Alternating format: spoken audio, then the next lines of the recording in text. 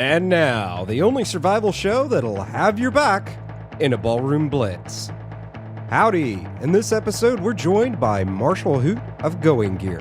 We're going to discuss everything you ever wanted to know about bags, packs, and boots for the apocalypse, plus Marshall's strange sheep fetish. This is episode 137 of In the Rabbit Hole's Urban Survival Podcast.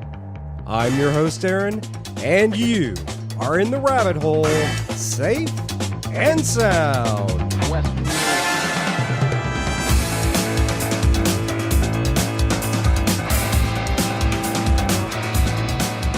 Marshall, welcome back to In the Rabbit Hole, man. Thanks for having me. Glad to be back. So, last time we went in depth with flashlights, and we were joking a little bit that we could have actually gone longer. I could have. I definitely could have. Well, I could listen because I am a flashlight geek. Childhood affliction. I think you share that same thing. But you have a much larger repertoire than just flashlights. You have a whole store that sells all kinds of really cool and really great outdoor gear. Yeah, I mean, we've always tried to stick to the nice stuff. It started out being the stuff that I personally use, that I personally like, and that I wanted to have for myself. So I'm like, hey, I can get a discount on this if I bring it on into my store. But obviously that can't sustain a business forever, especially a retail business. So it's kind of evolved into not only that stuff, but also stuff that customers ask us for.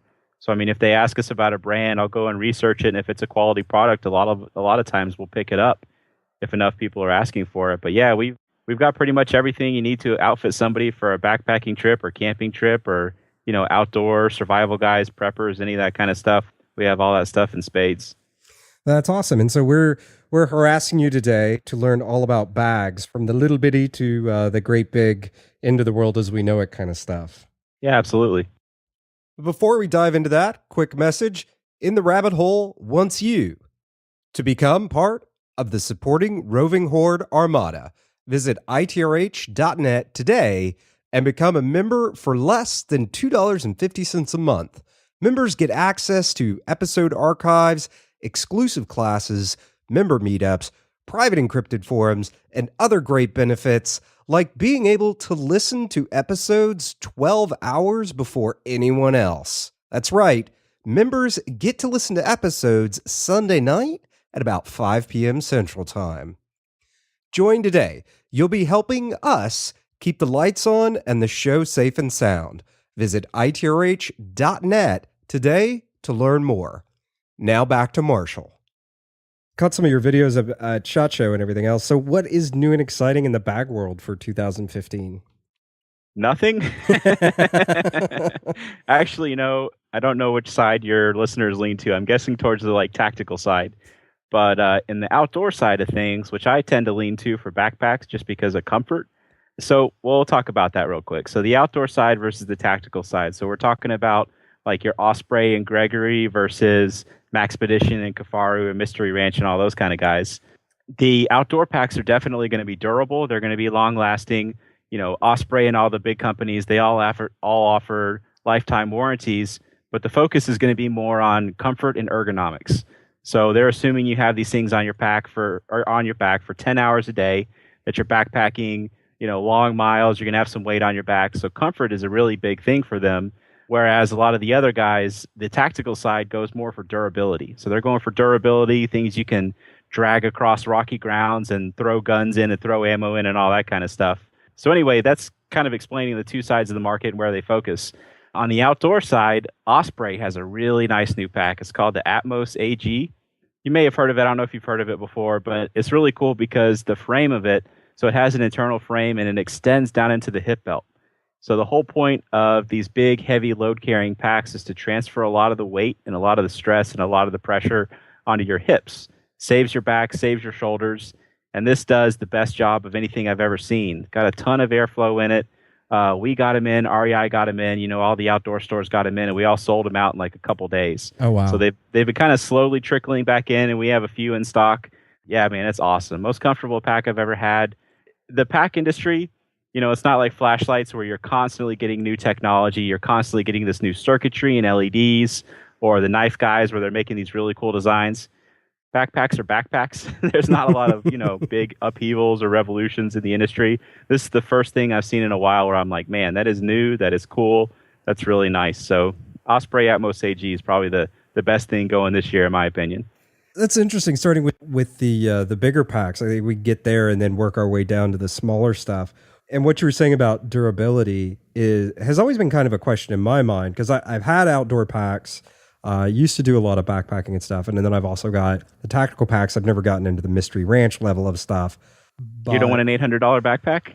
Want and and the house needs a new kitchen or something, or two different things. So I've had to prioritize a little bit. Or it's like, well, I could spend $800 on a pack, or I could put $800 more junk on a gun. Yep. So yep. How big of a difference in durability actually is there in these packs? For you and me, none. I mean, I have backpacking packs that I've had for 10 years plus that still look brand new, but I take care of my stuff. I'm not doing heavy duty stuff. I'm not deployed, which is the biggest things. Grunts are notorious for just beating the crap out of their packs, and you've got a gun in there, you've got knives, you've got ammo, you've got all your gear. It can be pretty abusive, and you're in a combat situation, you're throwing your pack on the ground, or it's getting dragged through the sand and the dirt and all that kind of stuff. That's abusive to a pack. It's going to be abraded. You've got knives around it. You've got heavy machinery around it. Outdoor packs are definitely not made to handle that stuff. The focus is on comfort and ergonomics, and a big part of that is weight. So the heavier materials, the more durable materials, they weigh more. Your 1000 denier Cordura nylon, it's heavy. It's not a lightweight fabric. It's super durable. It can handle a lot of crap, but it's not lightweight. So they're going for, just your lighter weight, thinner materials that are still plenty durable for you or I.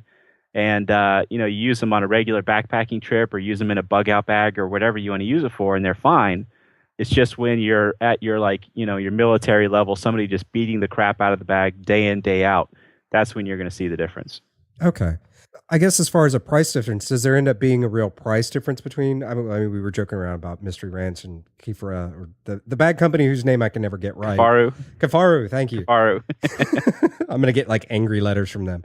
They're good guys. I know those guys pretty well. Yeah. So now those are packs that, I think every prepper and every tactical guy at some point has lusted after those packs, but you actually don't, and we talked about this off air a little bit last time. You don't carry those in your store. I would love to. The Kafaru guy said that if they ever do wholesale, that they would pick me up as a dealer. Mm-hmm. So I'd be excited at that point, and I love their products, but they just don't do wholesale. Neither of those brands does wholesale. Mm-hmm. They either sell direct or they sell directly to the government, which is where a lot of their bulk is. And these aren't necessarily small companies.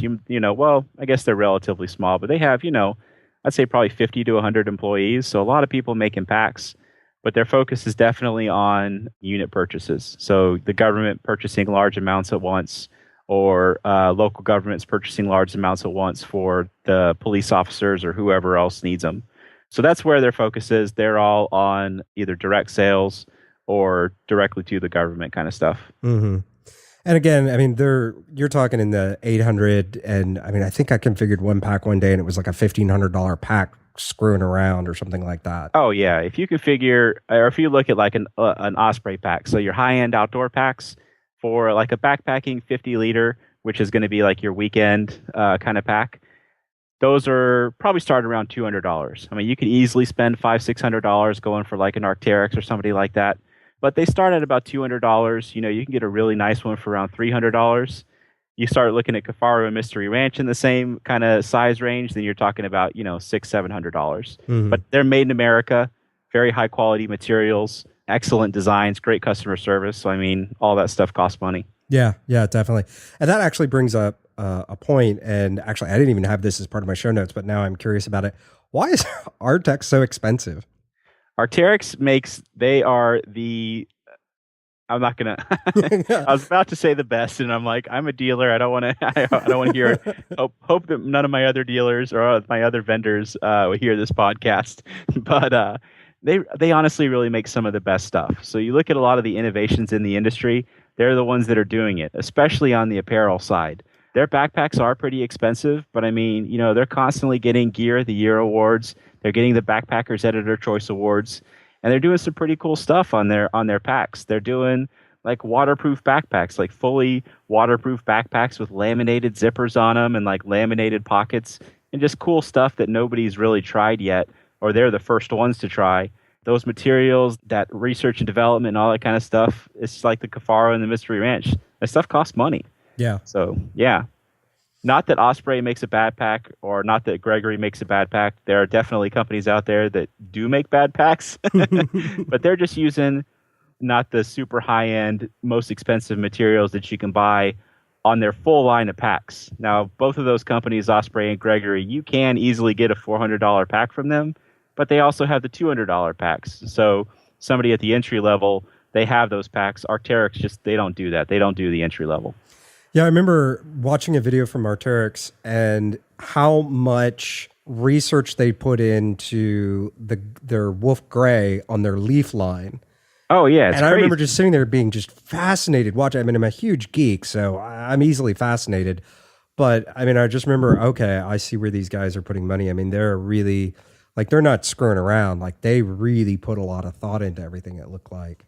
Yeah, they put a lot of thought. They put a lot of money. One of my favorite things about the brand, which a lot of people in this industry don't necessarily care about, their stuff looks good. I mean, it's just like these clean, minimalist, like, they fit well, they look good, even on like, especially on the female side, they look good on women. Like their clothing looks good. Women love Arcteryx because they make it to actually fit women. They're not these big boxy clothes. They put effort into their brand and they put effort into their clothes. They put effort into their packs. I guess I'm gonna keep on harping on this, but that stuff costs money. Yeah, it does. You know, and that's funny. I think that's a big thing in a lot of industries that women get into that were typically male dominated. It's like, boys, girls don't like wearing burlap sacks. Make it look nice. But I mean, you know, even as preppers, like that stuff does matter, especially in an urban environment, because most of us have office jobs and going to and from. And like, I really like the Maxpedition stuff. But at the end of the day, I can't walk into a meeting somewhere with some I mean, I kind of do sometimes, but I can't walk into a meeting with something that looks tactical. And it's like, make something that looks a little cooler, a little less tactical. Because I don't, on a Sitka, I don't need all that Molly. Talking about Maxpedition and cool stuff for this year, I that kind of reminded me, I'd forgotten about a lot of stuff that they're doing.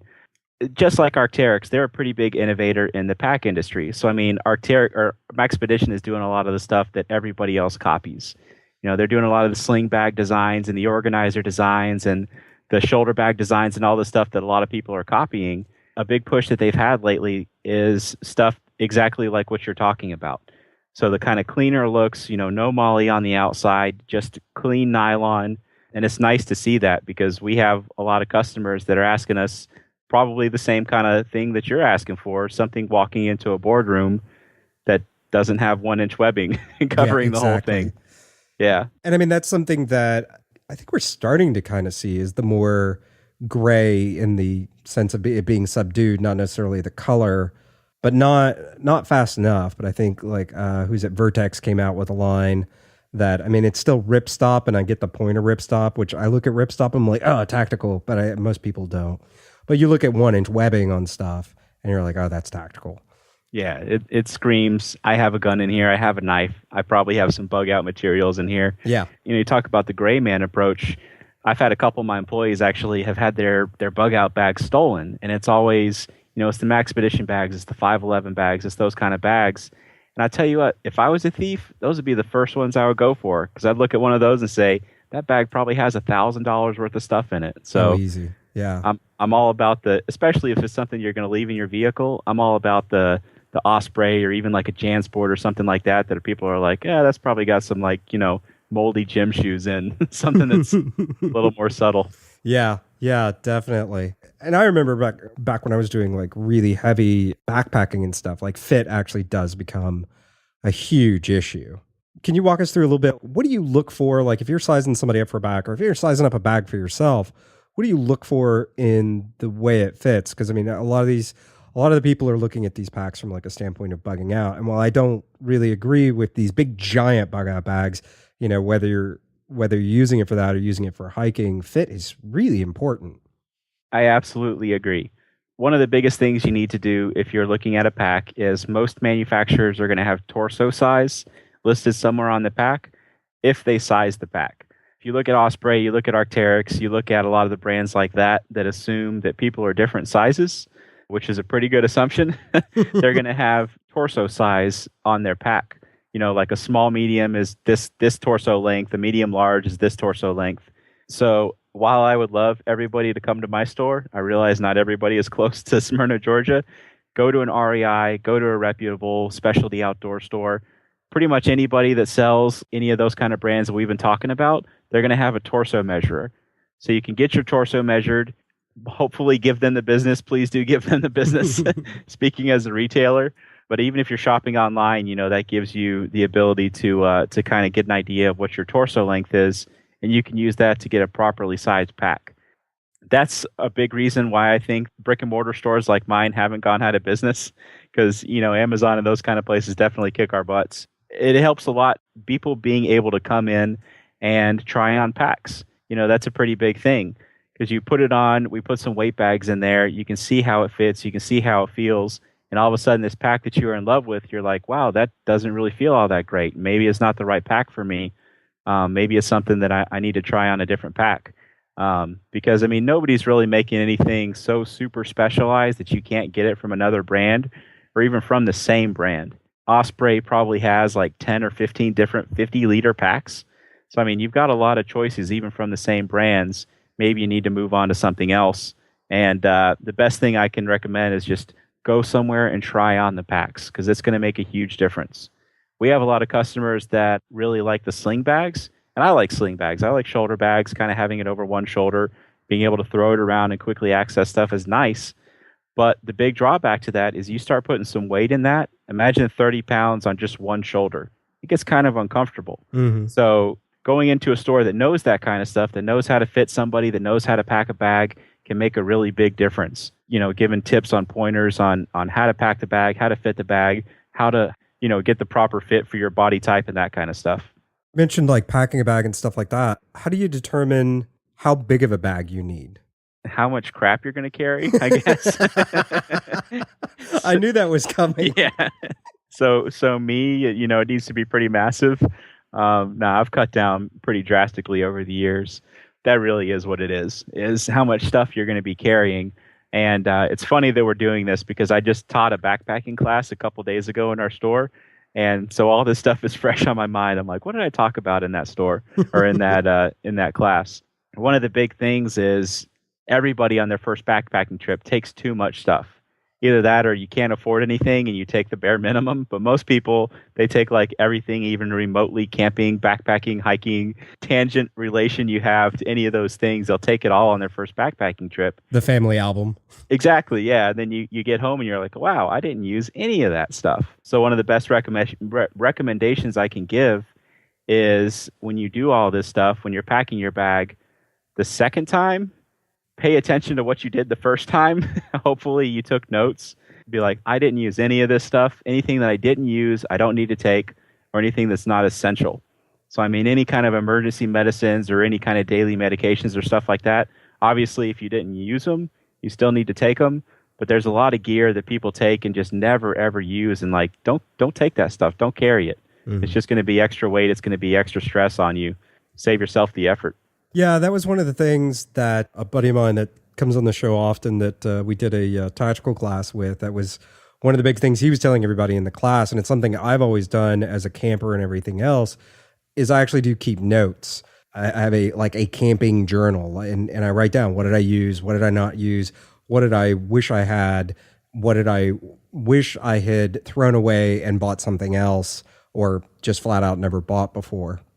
Yeah, that's big. I mean, take a little Write in the Rain notebook or even just a piece of paper and just kind of take notes.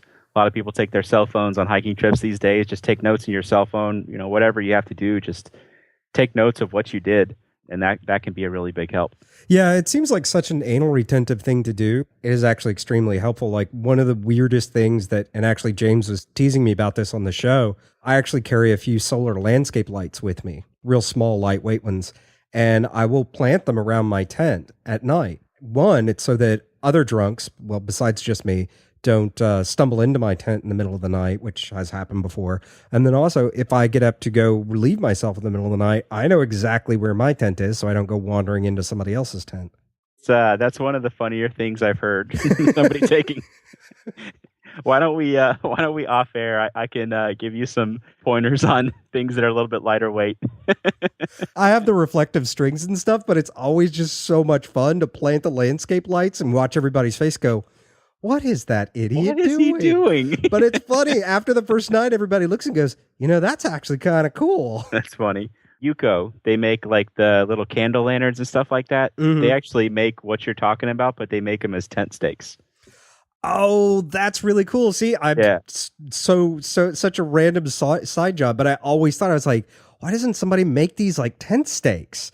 Yep. They make them as tent stakes. See, not Came a million out with them idea. Probably last year. Oh, wow. There you go. You have them on your site? Yep. I'm gonna go buy some here within the next day or two from you. There you go. Awesome. Because the landscape lights aren't necessarily very light. No, they're super handy, not. but they're not really that light. That's funny. Oh, that's too funny, man. So now waist straps, because you'll see waist straps on the Great Big Packs, and on Great Big Packs, I get them. I've used them. I totally understand it. Do they do anything at all on the smaller packs, or are they just like, let's put this little extra thing here, and people go, oh, it's like a big pack? So it depends on the pack, really, and it depends on how substantial they are and how connected they are, and if there's a frame or not. So if there's a frame to the pack, and you've got a relatively rigid back, and it can transfer weight down into the hip belt, where the hip belt is relatively rigid, it's got some foam in it or something like that, then yeah, they really do make a difference. Huge difference, actually. They'll transfer a lot of the weight to your hip, and a really easy way to test that is just to take and kind of slide the straps off your shoulder, even when it's fully weighted. Put it maybe a little bit down on your arms, and most of the weight will still stay on your hips, and you can still hike along and kind of relieve some of the stress and pressure off of your shoulders. The ones that are just nylon straps, the biggest thing that they do is keep the weight from shifting around, which can be a pretty big deal, especially if you're trucking along at a good pace, or if you're on a bicycle or something like that. Keeping the weight from shifting can be a pretty big deal. So your waist straps, your sternum straps, stuff like that can make a big deal. And while I'm talking about it, sternum straps, a lot of people don't use them. Please use them. The biggest thing that they do is they take the stress and the pressure away from your armpits. So a lot of people get back from their first backpacking trip. They're like, man, my armpits are really raw. They're really kind of sore. And that's what the sternum straps are for. The backpacks are designed, especially backpacking backpacks, they're designed assuming that you're using the sternum straps. So if you're not using them, you're kind of going against the design. You're not going to be as comfortable as the pack designers intended is if you had used a sternum strap. Oh, that's interesting. It's funny. I always, now that you're mentioning it, I always used them just without even thinking about it. And I didn't really know what they did. I just kind of used them since it was like, well, they put them here. I should probably use them. Exactly. Good man. Good thinking. I don't think they just put these on here for looks. I'll use them. There definitely is some stuff that's on packs just for looks, but it tends to be few and far between. Yeah, I mean, there's straps all over the place. All the straps on a pack have a purpose. It's kind of funny. I was watching a video on Maxpedition the other day. They had it on Instagram or YouTube or something like that. Did you know that they have straps on most of their backpacks to manage the zippers, so you can lock the zippers in place? I did not know that. Yeah, take a look at their Instagram page. So they had something on Instagram where they posted how to kind of wrangle your zippers. They have a way to manage those, and it's the strap that's on the side of the packs. You run those through those straps, and it keeps them all in place, so they don't keep them from moving around, and it's a big anti-theft measure because you can't easily get into the zippers when doing that. And I saw that, and I was like, that's amazing. I've always seen these straps on the side of the pack. I had no idea what they were for. Probably if I had spent 2 seconds to read the description, I could have figured it out. But so you're like every other person on the internet. Yeah, chances are, like if you're looking at something, you're like, that's kind of dumb. Why'd they put that on there? There's a reason why they put it on there. So take a look at the manufacturer's description. Hopefully they tell you why they put something on there. Yeah, because it seems like most of the time, especially with these packs, they're doing all they can. I mean, it's like anything with manufacturing. You don't want to put something on there just for no reason. I mean, it's got to serve some reason because it's costing you additional manufacturing dollars. And at the end Right. of the day, all those manufacturers want to strip away as much as they can get away with stripping away. So it's got to have a reason. Hopefully it's not just, oh, it looks pretty, but it actually does serve a purpose too. But that's pretty neat.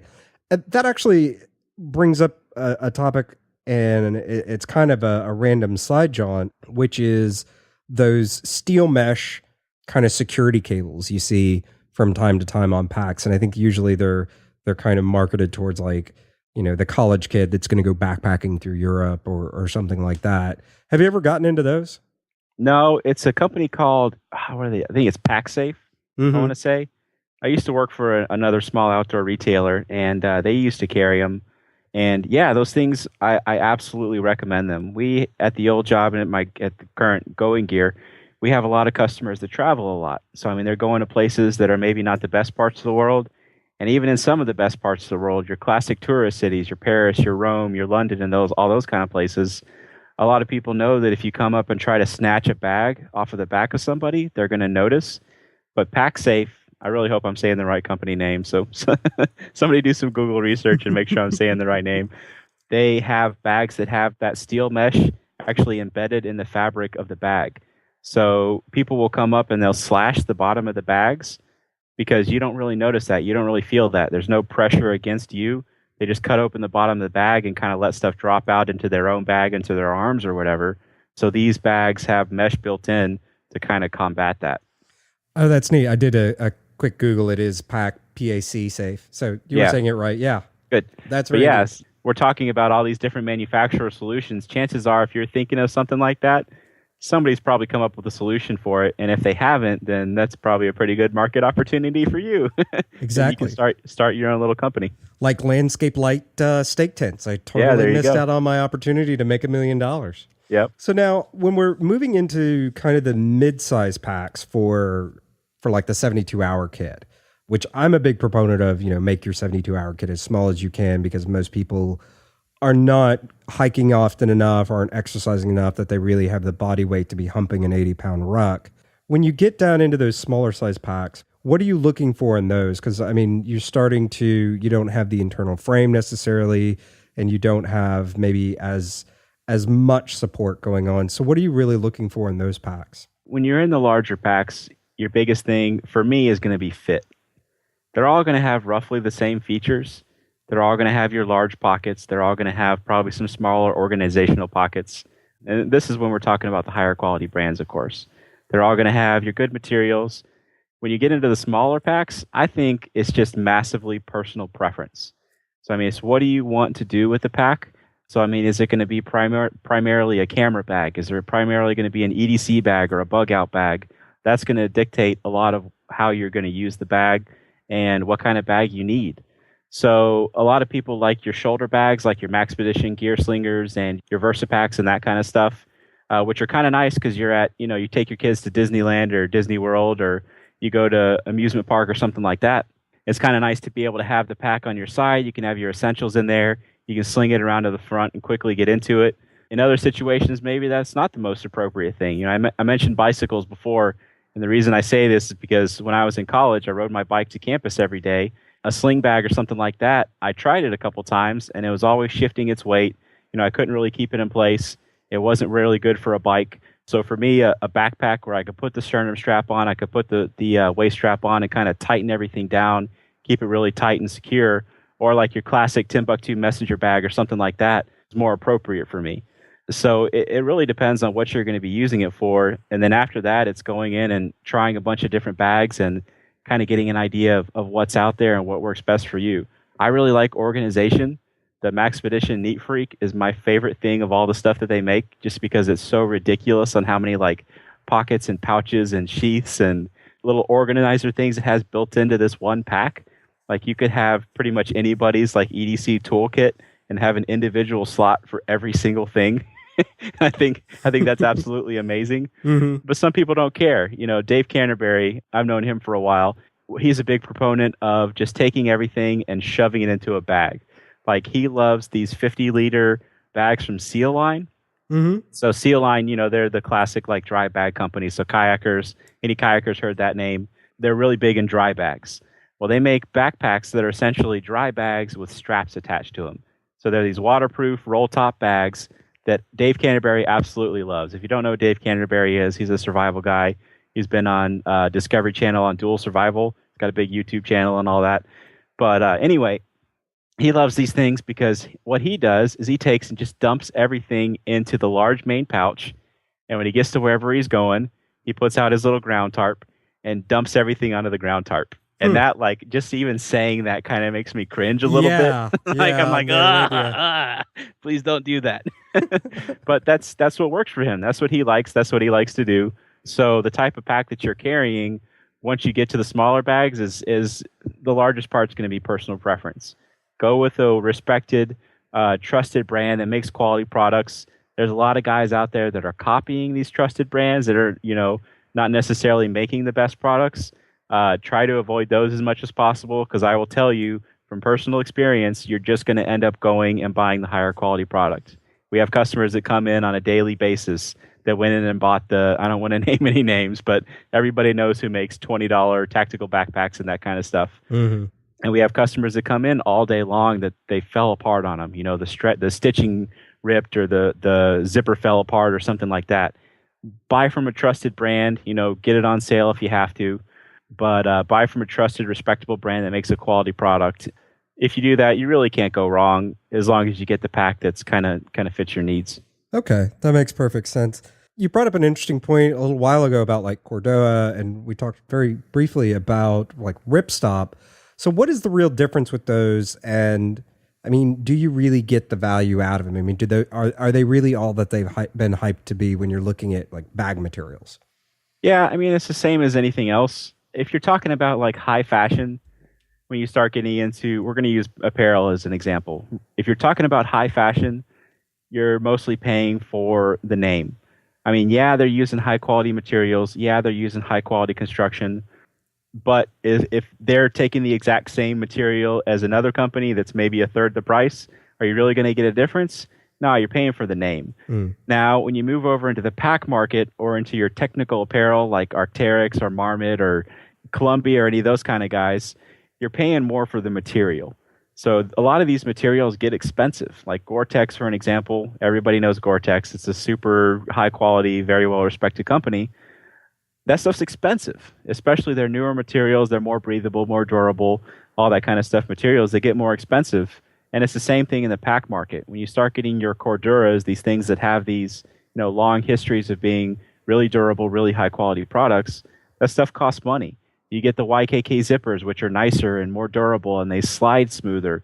That stuff costs money. You start coating things with Teflon. That costs more money. You start coating the interior with polyurethane. That costs more money. So, yeah, I mean, you're really paying for not necessarily a name on a lot of these things. You're paying for quality of construction.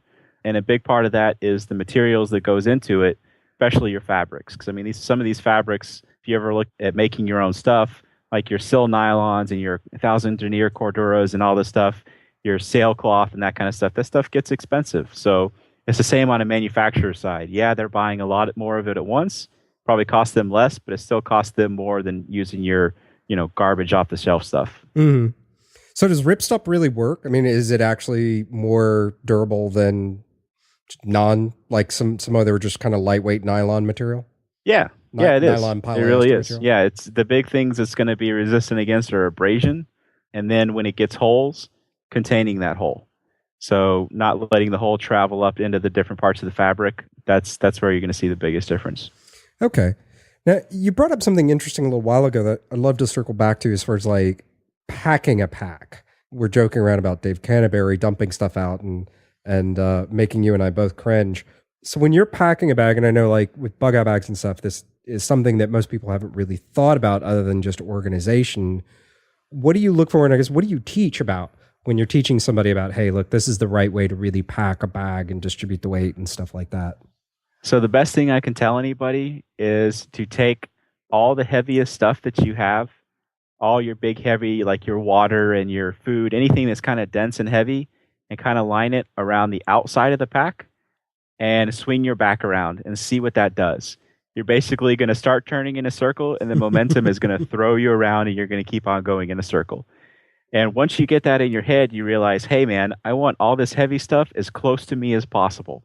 So your water, any of your dense stuff, any of your tools, anything that's kind of small and dense and heavy, you want all that as close to your back as possible between your lumbar and your shoulders. So I mean, basically where your body is meant to carry weight, where you kind of can handle a lot of weight and stress and pressure and stuff, that's where you want it. When you start putting it towards the outside, then you start throwing your balance off. You start losing your sense of balance and center of gravity and all that kind of stuff. That's what you start messing with. Okay. That's really interesting stuff. So now moving off packs and on to boots, which is something that often is something that has to come into consideration when you're humping a pack. What do you look for in boots? And let's dive into the world of boots. So two things. First off, if you're in the South, we'll talk about boots and trail running shoes because a lot of people kind of mix and match those. If you look at like your Appalachian trail hikers, most of those guys are using like your Salomon XA Pros or some other kind of trail running shoes these days. They're not necessarily using boots. So I'm kind of going to talk about them both at once. If you live in the Southeast or anywhere where there's ridiculous humidity and you sweat and the sweat kind of stays on you, don't get waterproof stuff. We have to talk people out of waterproof stuff all day long because it's miserable. You got to think if you're sweating and it's waterproof, yeah, these are breathable, but they get breathable when you get to around 100% humidity inside. You don't have a whole lot of breathability compared to like full mesh or something like that. Get your breathable stuff. Get something that will get the sweat off of your feet. And if you go through a puddle, get something that'll dry quickly. You get pretty miserable. You get hot. You get sweaty if you don't get breathable stuff.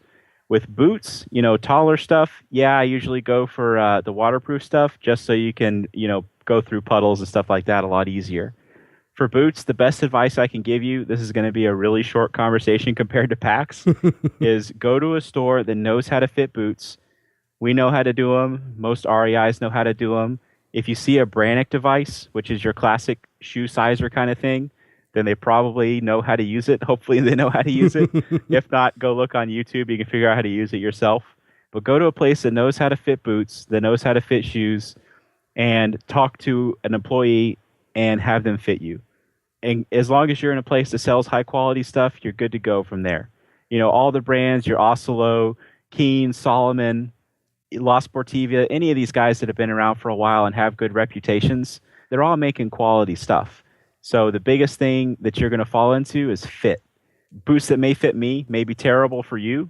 Like me personally, I can't wear very many Solomon shoes because my foot is wide at a place that's not wide for most people.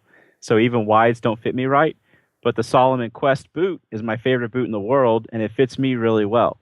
Well, it doesn't fit a lot of other people. And a lot of people, they don't find Keens very comfortable. They don't find Oslos very comfortable. They don't find La Sportivas very comfortable. It's personal fit. That's the best thing I can say. If you have a hot spot when you first put on a boot or a shoe, that's gonna be a blister.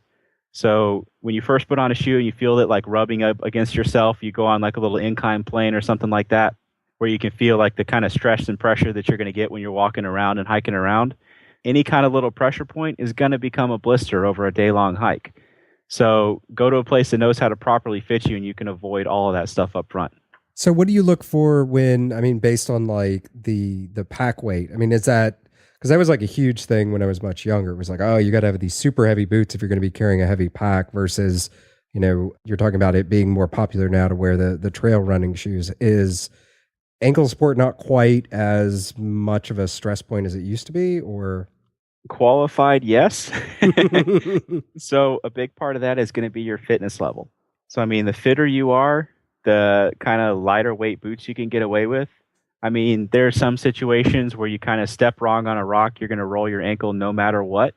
But discounting all those kind of situations, the more fit you are, the more ankle strength you have, or the more kind of strength you have in that whole region, the less you have to worry about that kind of stuff. And also your pack weight. Yeah, you're talking about pack weight. Everything's getting smaller and lighter. The kind of classic backpacking pack used to be like 75, 80 liters.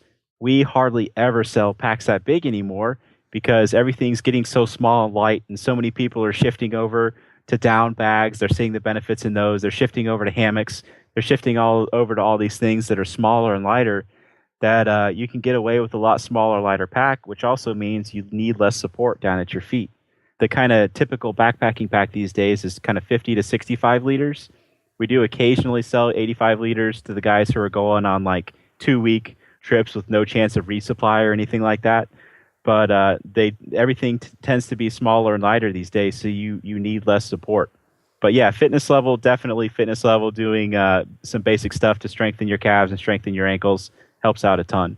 Oh, okay. So now, how important are socks in all of this? Because some of the hiking socks get pretty expensive. I personally wear wool socks. Well, I don't during the summer because I'm on the Gulf and it's humid as hell and everything. But how important are like wool versus cotton and everything like that when you're starting to get into socks? So let's address both of those points real quick. Actually, this isn't going to be quick. If you think I'm bad about flashlights, not socks in particular, but man, you get me going on merino wool. I can talk for a while about merino wool, so I'm going to try to condense this as much as possible. Let's talk about your heat issue first. Let's talk about the merino sheep. We're going to get really far off topic, but this is all going to make sense in the end. No, that's okay. I was totally setting you up for this. So the New Zealand merino sheep, which is where Icebreaker and all your other really high quality merino brands are getting their stuff. When you're getting merino wool, you want to go with New Zealand stuff as much as possible. And the reason is the sheep in New Zealand. The sheep in New Zealand are up in the Southern Alps, and they're down in the areas where it can get pretty warm in the day. So they go from a temperature range of something like -35. I'm not sure what it is, but it's like -35 to 95 Fahrenheit. So, I mean, there's this huge temperature differentiation between all the different environments that they're in. So you've got that going for you. It's a natural fiber, so it's antimicrobial. And also, they have no natural predators. So they're these like chill, happy sheep that don't have the stress. They don't have all the wolves and the coyotes and everything that most of the rest of the parts of the world have, some sort of predator chasing after them. So their fibers are smaller than everybody else's. Why does all this matter? So you've got the antimicrobial built in. So merino wool is not going to stink. You may stink. It won't. There's guys that have done, like, I don't know if you heard, it was like probably 10 years ago, but there's a guy who did like an around the world trip in an air balloon. Mm-hmm. Did you hear about that? Mm-hmm. Kind of a cool thing, right? He wore one Icebreaker shirt the entire time. He may have had two. And he got off, and when he was done, it didn't stink. He probably smelled pretty bad, but his shirt didn't stink. So it's naturally antimicrobial. The fibers, being smaller because they're these chill, happy sheep, they don't itch. So everybody thinks wool. They're like, God, why would I want wool against my skin? They're a lot smaller than your traditional wool fiber. So like your American sheep or sheep from most of the rest of the world, they're a lot smaller, so they're a lot more comfortable. And they don't have a lot of the scaliness. So if you look at like a wool fiber underneath a microscope, it's kind of scaly and rough. It doesn't feel good against your skin. So the New Zealand merino sheep, they're a lot smoother, a lot smaller fibers. They feel good against your skin. And I talked about the temperature. The fibers will actually naturally expand and contract based on your body temperature. So I've been doing this personally for years. I can personally attest to this. Icebreaker makes a t-shirt called the Tech T Light. It's just a t-shirt. It's really lightweight fabric. I wear it in the summer on 90-degree days. I wear it in the winter. Well, this is going to sound pretty pathetic to the rest of the country, but you'll be with me. You being in Texas, you'll be with me on this. On the cold 50 to 40-degree days, which everybody up north is laughing at me right now. That's okay. You've got a t-shirt where you can wear it when you're being active from like 45, 50 degrees up to 90 degrees and be comfortable. That's huge. That's amazing. And it's the same thing. All that stuff translates into socks as well. So you're talking about being hot and humid and everything. If you wear the appropriate merino wool socks, you will not be hot and humid. You'll actually be better off than pretty much any other sock out there. They wick well, they dry well, they're super comfortable, they're not going to stink the next day. There's just a ton of benefits to them. But yes, to answer your question, yes, socks do make a huge difference. We only sell merino wool socks. You know, we're actually going to be bringing in Smart Wool before too long, and Darn Tough and those kind of brands. They all make really good stuff. But we have Icebreaker socks. We have Keen socks. They're made in North Carolina from merino wool, and they really do make a really big difference. Growing up, I don't know if have you ever worn liner socks before? Mm-hmm. You don't need those anymore. The whole purpose of liner socks previously was to separate you from the sock. So that did two things. One, it wicked moisture away from your foot, which is a really big deal. You start getting swamp foot, you start getting blisters, you start getting all the issues associated with having moisture next to your foot. The liners pulled all that away. They also separated your foot from your traditional wool hiking socks because they're itchy as hell. They weren't comfortable, having them next to your foot. They just didn't feel good. Merino Wool addresses both of those things. And pretty much all these brands also have a polyester blend in there. It's either polyester or nylon. I always forget. Polyester sounds right. We'll Probably go with polyester. yeah. It's some sort of synthetic, just to increase the durability in the places where it needs increased durability. So, and it also helps wick the moisture as well. So polyester and nylon both wick moisture really well. So it speeds it up and increases the drying and makes it even better. So yes, socks do make a huge, huge difference. I wear merino wool socks all year long. It's 95, 100 degrees here in Georgia right now. My socks aren't bad. They're not sweaty. They're not hot or anything like that. So make sure you get appropriate socks for sure. Go with one of the good brands. Again, we're talking about the boots. Go with a good brand for socks. Do the same thing. Go with somebody that's using merino wool. Icebreaker, Keen, Smart Wool, Darn Tough. Off the top of my head, those are all really good, really reputable brands that make a quality product. Yeah, and to your point about how much more comfortable merino wool is than regular wool, I actually have a couple pairs of merino wool boxer shorts. I'm pretty sure they're icebreakers. Yep. And I mean, if anything's going to be sensitive, it's going to be sensitive against your, wedding tackle. So yeah. And actually, I think my girlfriend ended up staring. She was like, tackle. What are these? This is nice. She ended up stealing my expensive merino wool boxer shorts. I'll sell you some women's stuff too. Thanks. I appreciate it. Yep. Just another excuse for her to buy more stuff. You don't have Lululemon, do you? Because otherwise I'll just completely go broke. I don't think they do wholesale either. That's too funny. Yeah, I kind of knew I was setting you up for the socks, and I had a feeling you were going to go off on the merino wool. I'm glad you did. I love merino wool. A lot of people say, like, if you're on maybe not a desert island, but if you were like stranded by yourself, what's the one thing that you would take? And for me, I would take some high quality Arcteryx rain gear. That'd be my very first thing because I freaking hate being cold and wet. A lot of the survival guys would be like, take a knife. It's the tool you use to make all your other tools. I'm like, man, I could walk and get to somewhere, assuming I'm not in the middle of nowhere, which in the Southeast is pretty much impossible to be in the middle of nowhere. I tell you what, I don't want to be cold and wet on that walk. And I know a lot of survival guys are like, what is he talking about? Half joking, I probably would take really high quality rain gear. The second thing I would take would be one of my icebreaker hoodies. I love the things. They're so comfortable. They keep you warm. They're so versatile. I can't recommend them enough. They make such a good quality product. And I know I'm the one saying it. Even if you don't buy it from me, they make really good stuff. I can't recommend it enough. And to your point about that, I mean, that is actually probably one of the main, and it's something that people never think about. That is really the main immediate thing that people should be thinking in most survival situations is maintaining body temperature. I've read all of Cody Lundine's books, and it's hysterical. Like 90% of his books are just talking about here's how to maintain body temperature. Yeah, I mean, that was the title of his book, the 98.6. Yeah, exactly. Yeah. Was it 98.6 degrees or something like that? Yeah. Definitely. Maintaining your body temperature, not just your body temperature. A lot of people discount just basic morale. I mean, it sucks to be cold and wet. Yes. It's not fun. It's not enjoyable.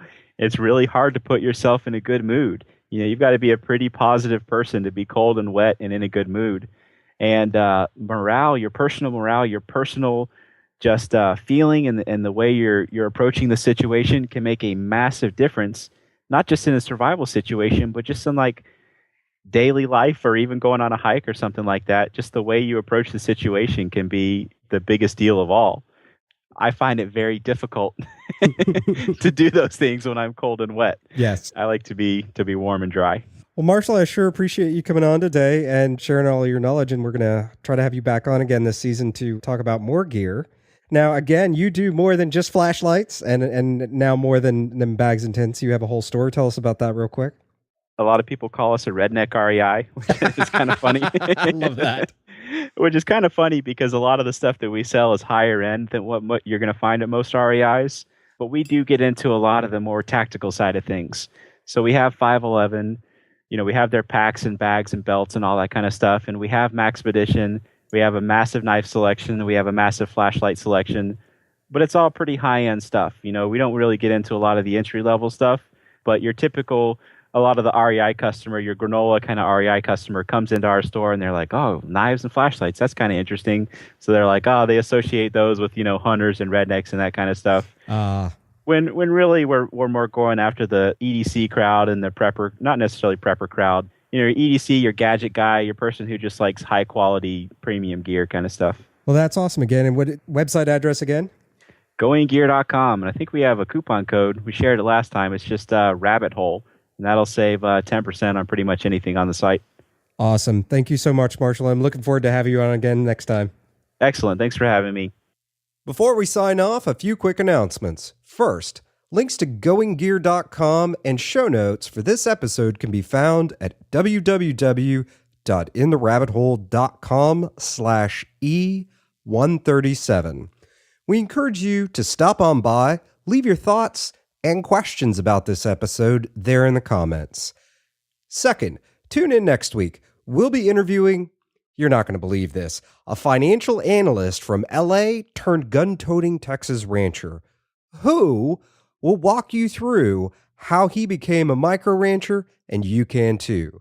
And last, but certainly not least, In the Rabbit Hole wants you to become part of the supporting Roving Horde Armada. Visit itrh.net today and become a member for less than $2.50 a month. Members get access to episode archives, exclusive classes, member meetups, private encrypted forums, and other great benefits, like being able to listen to episodes 12 hours before anyone else. That's right, members get to listen to episodes Sunday night at about 5 p.m. Central Time. Join today. You'll be helping us keep the lights on and the show safe and sound. Visit itrh.net today to learn more. From the Lone Star State, till next time, stay safe and sound.